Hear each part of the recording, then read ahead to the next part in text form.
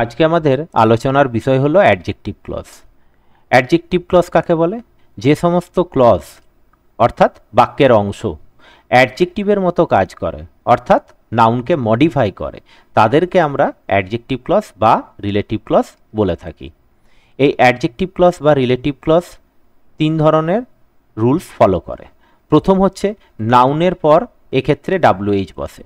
প্রথম কয়েকটি উদাহরণ দিয়ে যখন দেখব, বেসিক যে বিষয় সেইটাকে আগে ফার্স্টে দেখে তারপর এই রুলসটা ফলো করছে কিনা সেটা দেখে নেব।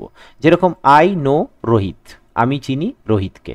এটি হচ্ছে মেন বা প্রিন্সিপাল, যে একা একা অর্থ প্রকাশ করতে পারে, কাউরির উপরে নির্ভরশীল নয়। পরের পার্টটা কি? Who is a good boy, যে হলো একজন ভালো ছেলে। এ একা একা অর্থ প্রকাশ করতে পারছে না, অর্থাৎ এ অন্যের উপরে নির্ভরশীল। তাহলে এটা হচ্ছে মেন এবং সাবঅর্ডিনেটের বেসিক রুলস। এর পাশাপাশি গঠনটা দেখে নিই। এই বাক্যের মধ্যে রোহিত হচ্ছে একটি নাউন এবং তারপরে রয়েছে WH হু। তাহলে আমরা এখানে মেন এবং সাবঅর্ডিনেটের রুলসও পেলাম, পাশাপাশি নাউনের পরে WH-কেও পেলাম। এই দুটি শর্ত যখন একসঙ্গে পূরণ হচ্ছে তখনই এটি একটি অ্যাডজেক্টিভ ক্লজ হয়ে যাচ্ছে। ঠিক পরের রুলসগুলো একবার দেখে নিচ্ছি। The teacher who is very kind lives next door. এখানে the teacher lives next door, এটা হচ্ছে কি মেন ক্লজ, এবং হু ইজ ভেরি কাইন্ড এটা হয়ে গেল কি সাবঅর্ডিনেট ক্লজ। তাহলে এই ভাগটা প্রথমে মিলে গেল।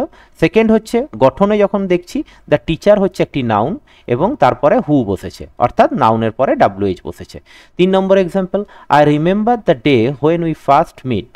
বলছে আমার মনে পড়ে সেই দিনটা যখন আমাদের প্রথম দেখা হয়েছিল বা আমরা প্রথম সাক্ষাৎ করেছিলাম। তাহলে আই রিমেম্বার দ্য ডে এটা হচ্ছে মেন ক্লজ, এটি কাউরির উপরে নির্ভরশীল নয়। আর হোয়েন উই ফার্স্ট মিট এটি হচ্ছে সাবঅর্ডিনেট বা ডিপেন্ডেন্ট ক্লজ, এটি প্রথম অংশটি অর্থাৎ প্রধান অংশটির উপরে নির্ভরশীল। তাহলে এই অংশের মধ্যে দ্য ডে যে পার্টটি, এই পার্টটি কি? এই পার্টটি হচ্ছে নাউন, এবং হোয়েন অর্থাৎ এটি হচ্ছে WH। তাহলে এখানেও নাউনের পরে WH বসলো। নেক্সট চলে যাচ্ছি প্রোনাউনের পরে WH। এক্ষেত্রে একই রকমভাবে I know him who is a good boy. এখানে আই নো হিম হচ্ছে একটি প্রধান অংশ যেটি কাউরির উপরে নির্ভরশীল নয়। Who is a good boy, যে হলো একটি ভালো ছেলে, এটি হচ্ছে অপ্রধান অংশ, এটি প্রধান অংশের উপরে নির্ভরশীল। প্রথম রুলসটি মেনটেন করলো। পরে চলে যাচ্ছি যে এখানে হিম কথাটির ব্যবহার রয়েছে, যেটি হচ্ছে একটি প্রোনাউন এবং তারপরে WH রয়েছে, অর্থাৎ দুটো নিয়ম এখানে পূরণ হলো। নেক্সট এক্সাম্পল কি আছে? উই হেল্প দেম, আমরা সাহায্য করি তাদেরকে। হ্যাঁ, হু আর আওয়ার ওয়েল উইশার্স, যারা হচ্ছে আমাদের শুভচিন্তক।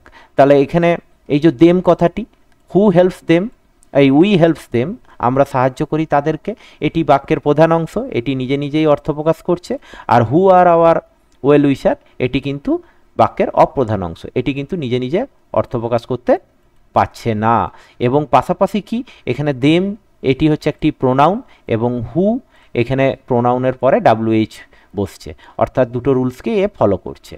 নেক্সট চলে যাচ্ছি কি অ্যাডজেক্টিভ ক্লজের ক্ষেত্রে ভার্ব প্লাস আইএনজির পরে আমরা WH দেখতে পাই।